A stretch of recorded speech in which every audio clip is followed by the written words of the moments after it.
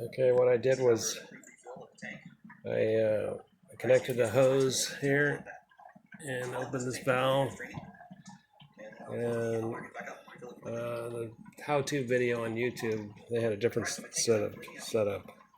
And I opened this pressure relief valve. But before I did all that, I turned off that cold water, which is right up there. That valve right there, I had to turn it sideways.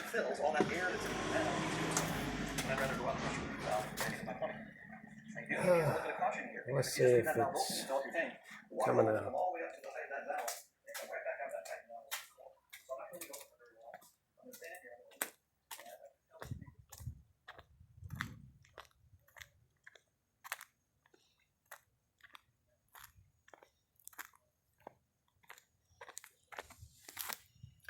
Still not much. I don't see any sediment coming out of there, but according to the guy on the video, I need to flush this a few times.